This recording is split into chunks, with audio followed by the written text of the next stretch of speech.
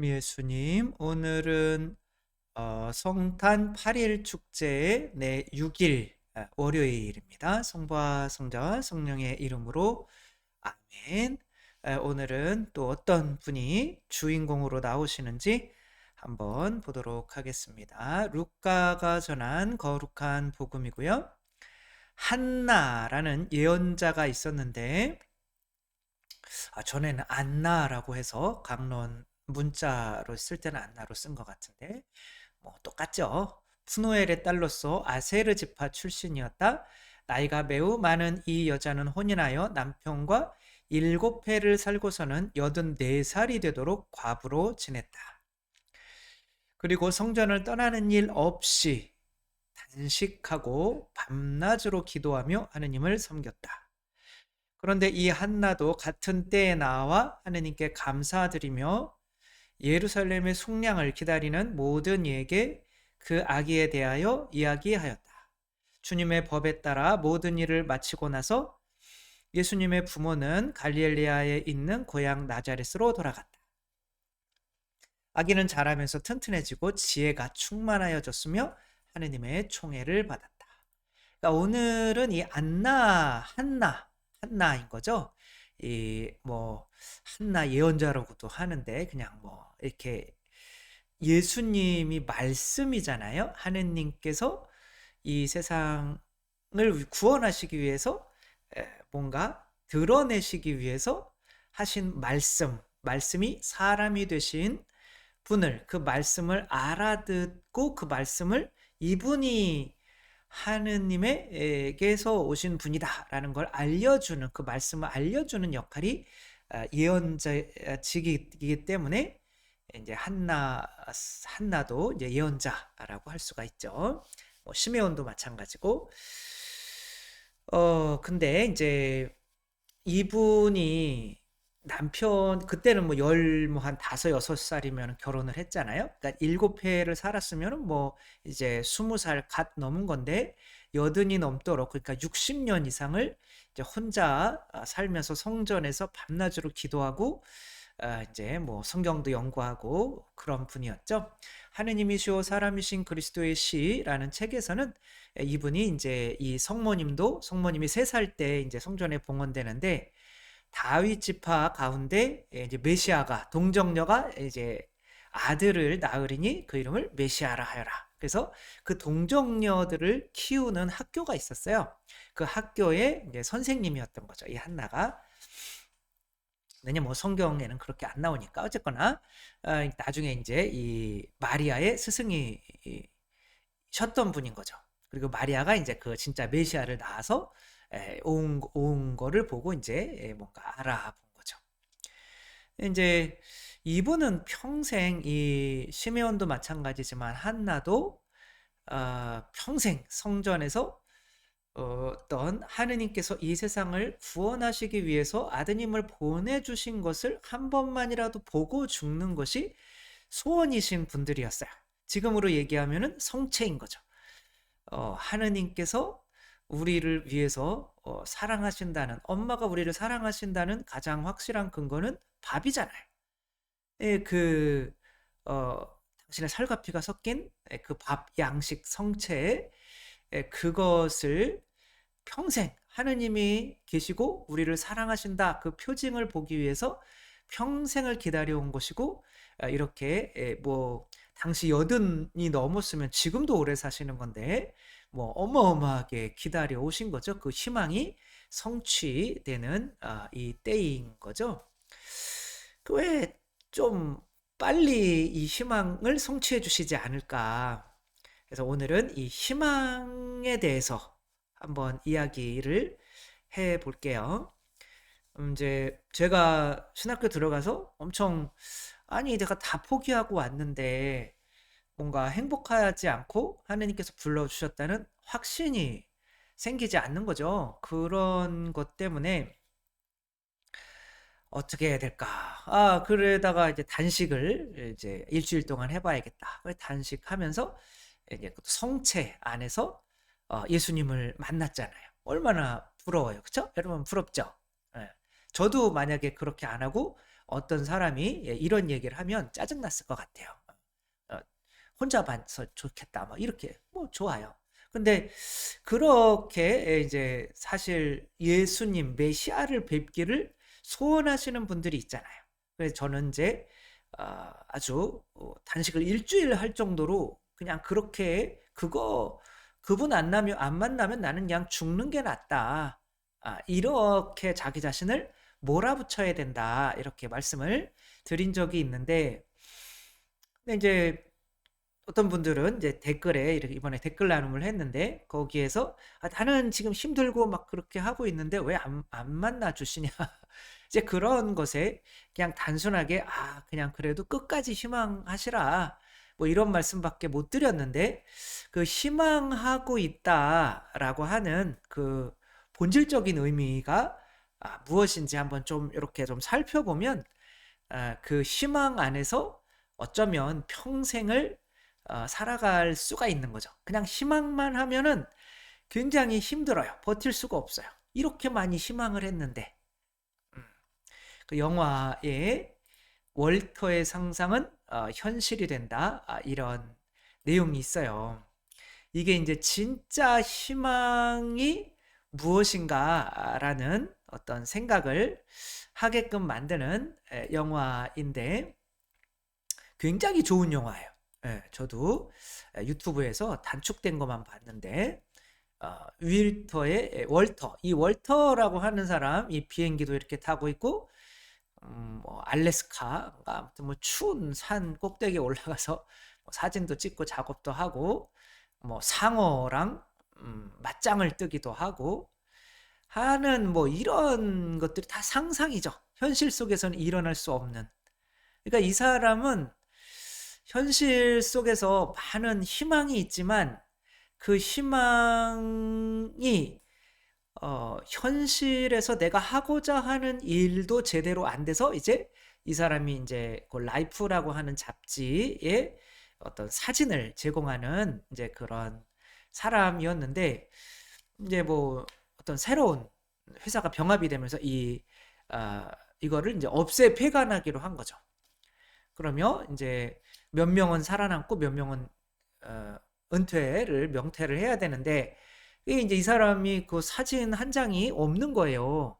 그래서 그 사진 한 장을 찾기 위해서 이제 다니는 건데 이 사람이 이제 누군가를 사랑하게 돼요. 근데 이제 사랑할 용기가 없는 거예요. 이 자매님인데 같이 일하는 분이었는데도 이제 말도 한번 못 걸어보고 근데 이분이 이제 그 내가 사진을 주면은 그 사진을 이제 뭐 현상하고 하는 뭐 같이 잘리는 사람들인 거죠. 그 사람 중에 한 명인데 서로 이제 되게 너무 좋아하게 돼요. 근데 자신이 없는 거예요. 그 자신이 없을 때마다 항상 다른 상상을 하는 거야. 이제 상사가 뭐라 그러면 상사를 그냥 이렇게 주워 던져 슈퍼맨처럼 주워 던져서 막 이러는 거 아니면 회사를 폭파시키면서 내가 이 자매만 데리고 탈출하는 슈퍼맨처럼 이런 상상을 하지만 실제로는 이제 말을 붙이지 못하죠. 그러니까 희망과 상상의 차이인 거예요.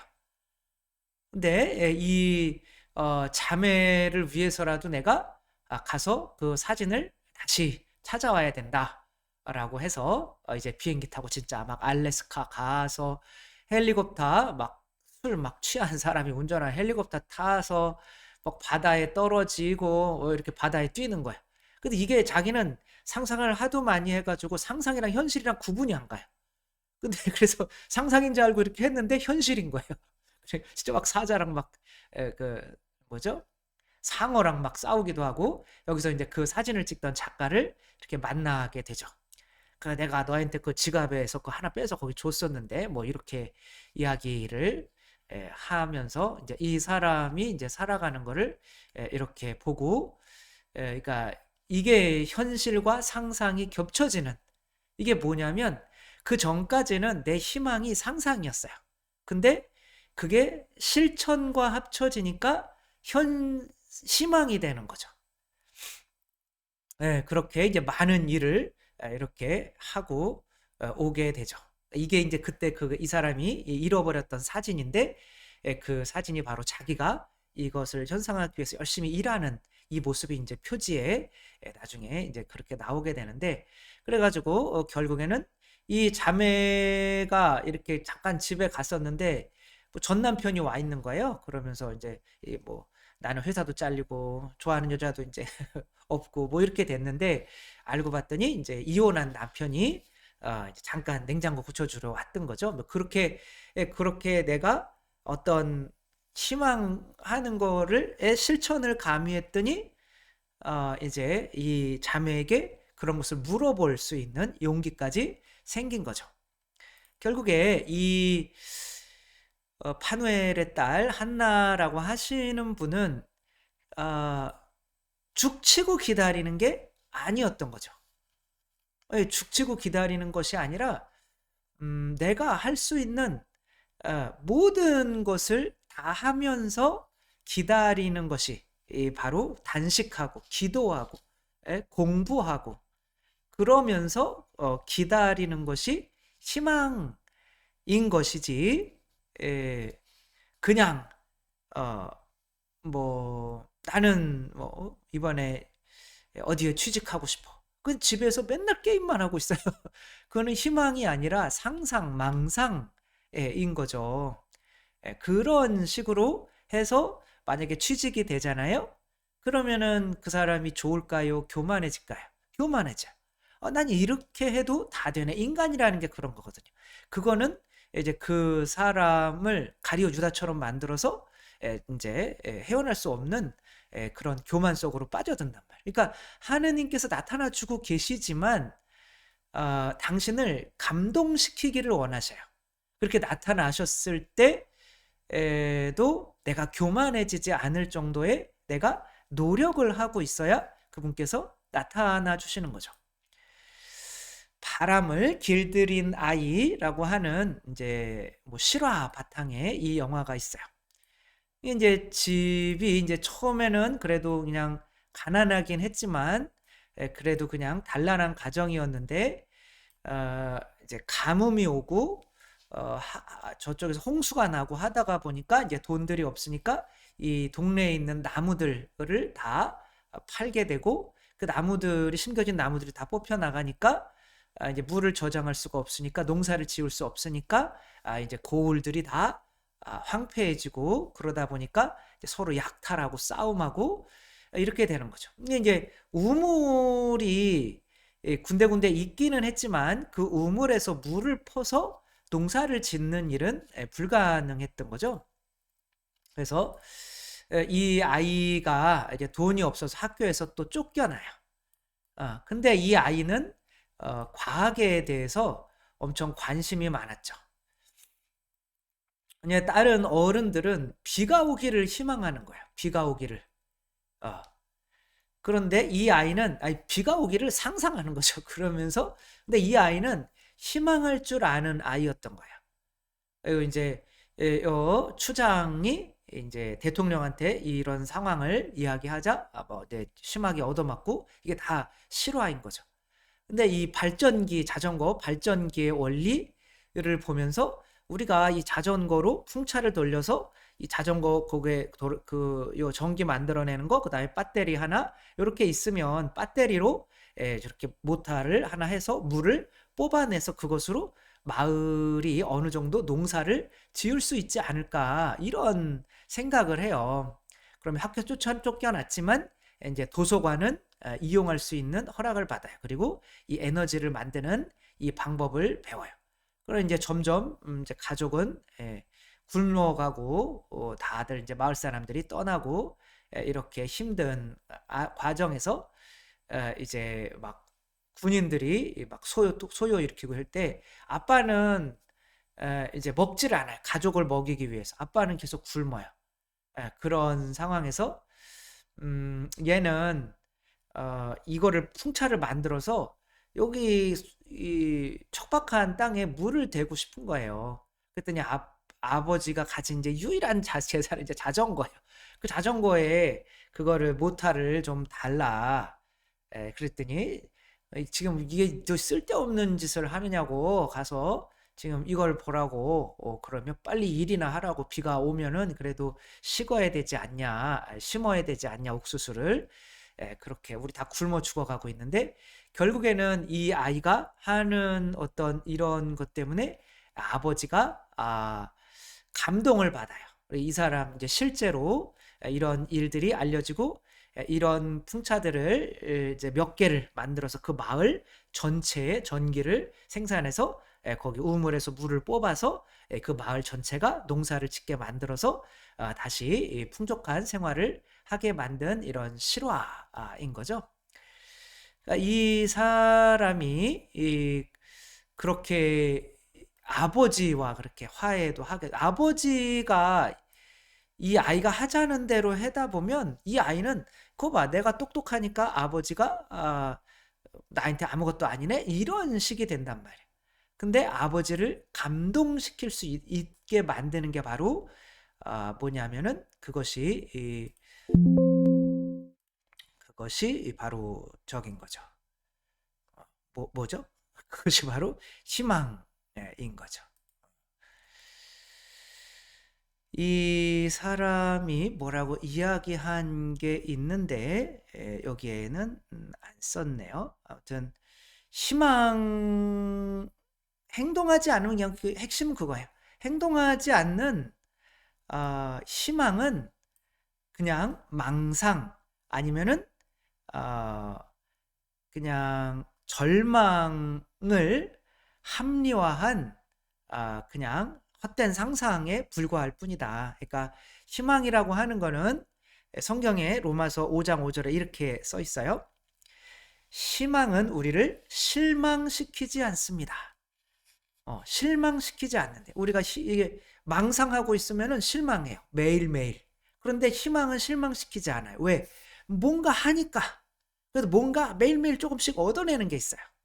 희망은 우리를 실망시키지 않습니다. 하느님의 사랑이 성령을 통하여 우리 마음에 부어졌기 때문입니다. 그러니까 하느님의 사랑이 우리 마음 안에 성령을 통하여 부어졌어요.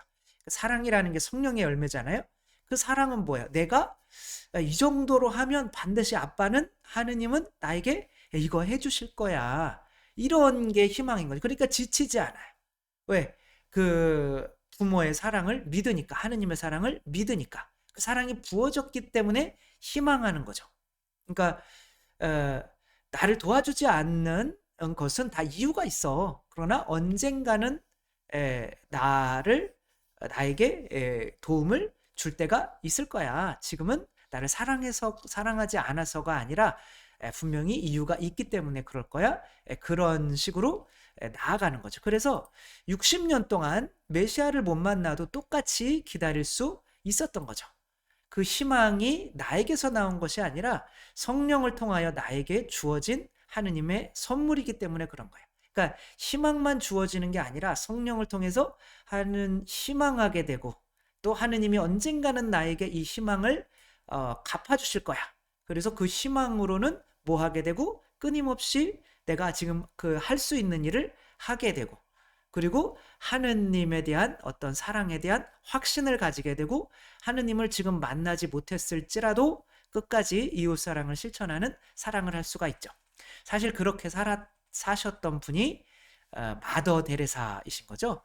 마더 데레사는 뭐 30년 동안 어둠이었어요. 하느님이 계신지 안 계신지 몰라요.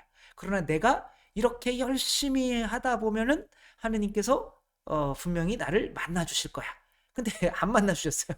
그러나 그렇더라도 똑같이 희망을 하셨던 분이고, 똑같이 믿으셨던 분이고, 똑같이 사랑하셨던 분인 거죠. 그래서 그냥 상상 속에서의 그런 상상은 그 안에 사랑으로 심겨진 믿음과 어떤 사랑이 들어가 있지 않기 때문에 그런 것들은 쉽게 지치고, 또 이 현실 속에서 무너지고 그냥 뭔가 혼자 숨으려고 하고 그렇게 되지만, 희망이라고 하는 것은 이미 믿음과 사랑이 내 안에 있어서 그 희망만 가지고도 하느님을 못 만나도 지치지 않고 죽을 때까지 나아갈 수 있는 무엇이라는 거, 우리가 뭔가 잘은 또 모르겠지만 아무튼 이 한나의 80이 넘어서까지 기다리게 하셨던 하느님, 그러나 그 80이 넘어서까지 기다리면서도 결코 지치지 않았던 그 희망의 상징인 한나를 본받으며 우리들도 정말 하느님을 만나고자 하는 그 희망을 가지고 하루하루 열심히 살아나갈 수 있었으면 좋겠습니다. 주님께서 여러분과 함께 전능하신 천주 성부와 성자와 성령께서는 여기 모인 모든 이에게 강복하시어 길이 머물게 하소서. 주님을 찬미합시다. 하느님 감사합니다.